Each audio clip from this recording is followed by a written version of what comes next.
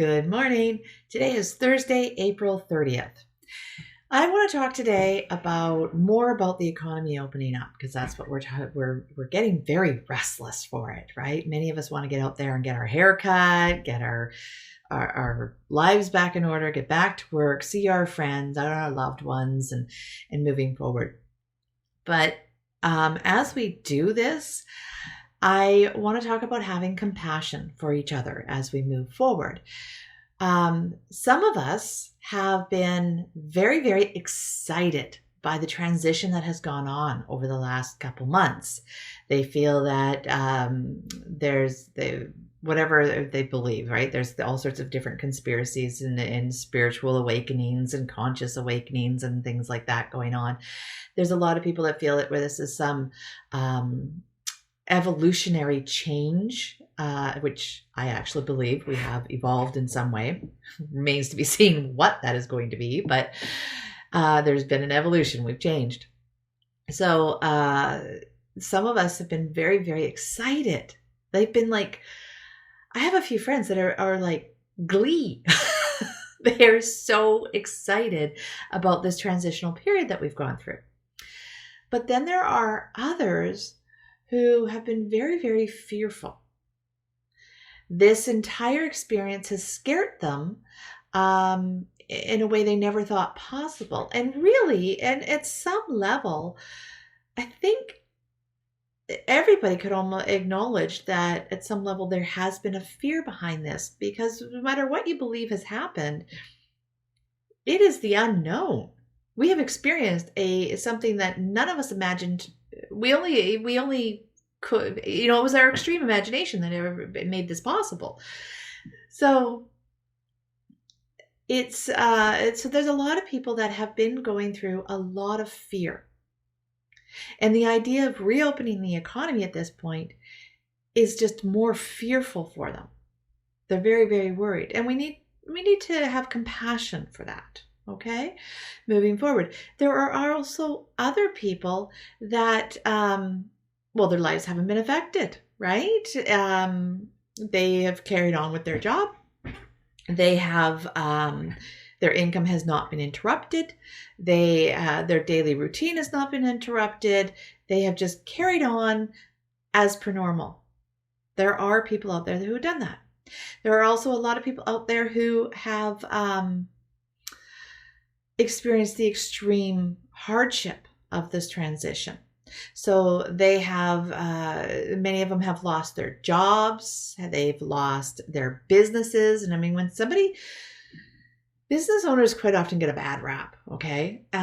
When somebody owns a business, especially, like, we're not talking the big guys, Walmart's fine. Now, what did I read? I read about 10 businesses that are going out, that have been affected by this COVID pandemic. They're talking about a few mainstream, big, mega restaurant chains that are closing a few, 10 locations. Ooh, I'm not talking about that. I'm not talking about Walmart has to close a few stores. Yes, there is a job loss there. Yes, there's a lot. There's been transition for a lot of people that is not good there. But what is even more heartbreaking are the small business people. Because when you're a small business owner, okay, and this is when you are putting your heart and soul into that business. It is something you have created, you've come up with the idea, you've implemented it, you've manifested it, you've gone and you've worked it, and this is an entity of itself that you've birthed into this world when you are a small business owner, right? And a lot of these people, they have lost that. They aren't going to recover. And they have these businesses, they're not done out of greed. They're not done often they're not done as a money-making big thing, right? Usually they have just bought themselves a job. Is really what they've done. They've become their own boss and put their risk on the line for that ability to control their employment. That's almost what a lot of small businesses are.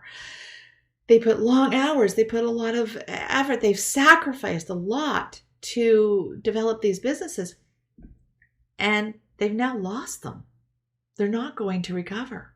There's a lot out there that are just not going to recover. They fall through the cracks of whatever economic support there is out there. These people have lost a lot. So have compassion for that. Okay? When you run across somebody and they are full of fear or hurt, or, they've been through trauma, right? There's other people that, and the worst of it is there's people that have lost loved ones during this time. Now, some of them may have lost their loved ones to and COVID, okay?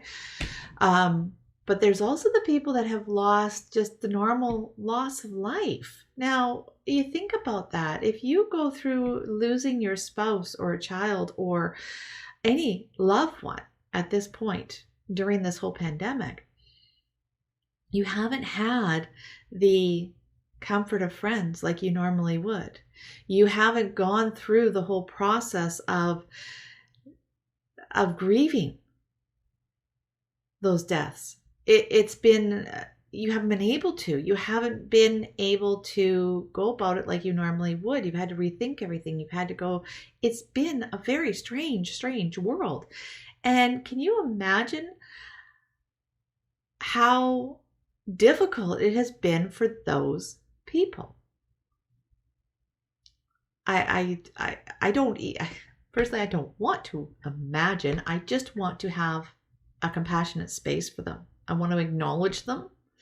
And this is what it means to be compassionate, okay?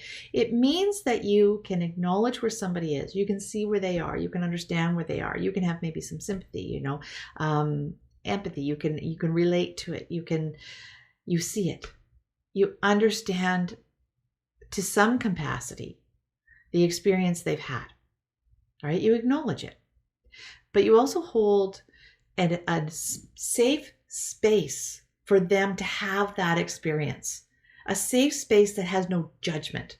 I'm not going to judge you because you have fear for what this pandemic is, okay? For all this transition that we've gone through, I am not going to judge you for being in fear of it.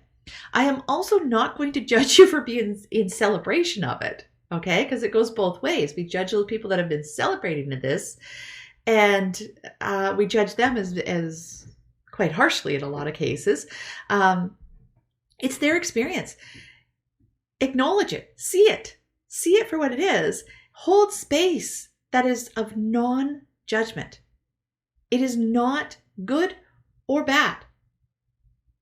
It is just one part of the whole experience that we've all gone through. So you can see what part in the experience they have had. Every single experience has had a value in contributing to this passage that we've gone through in time. All right? Every experience is of value, and recognizing that it is of value, and hold a space that you do not judge it. You do not judge it as good or bad, right or wrong. It doesn't matter. You don't judge it. That is compassion. You holding the space, you see the experience, hold the space of non-judgment, and then hold in that space of non-judgment, hold the energy, the emotion that of positivity, of that things are going to get better. This is all for a good reason. This is all going to come out in the end. We're all going to be better for it. Hold that positive aspect. This too shall pass, right? That is the most wisest expression ever, I swear. This too shall pass. It will. And one day, these stories that we're hearing now will be stories of history. There'll be things that your grandparents asked about. What were people like during the pandemic of 2020? What was the world like before 2020? What was it like? Because it's not going to be the same. It's not. What did people do? Right? What was your experience? That is what our grandkids are going to ask us. What was the world like? What was it like to experience the COVID-19 pandemic of 2020 in history? What role did you play in it? And when the economy got moving again, how did that happen? What did it look like to you? What were your experiences? What were the experiences of people around you? All those experiences are the collective recording of history. They are the experience of what will become history. Every single experience will contribute to the outcome. So have compassion for where everybody is in those experiences. I hope I was clear on that. Compassion, right? That's the most important thing. Understanding that we've all had very, very different experiences through this entire event, and moving forward, we are going to have different experiences. Some of us are going to return to jobs. Some of us have had a great vacation at home. And maybe some of us have tuned in and improved relationships. We've developed new habits. We've broken some nasty habits, right? That habit of shopping. Maybe we finally broke the shopping habit and realized that, you know what? We can wear the same t-shirt more than once. We can wash them and wear them again. Because I swear some people shop at a rate that they don't realize that we have washing machines, right? Or whatever it is. We've all broken habits. We've all changed in some way or another. Embrace that change and have compassion for the change that others and for the experiences that they've had. And as we move forward, let's create a more compassionate world. Be a part of a change towards something better. Right?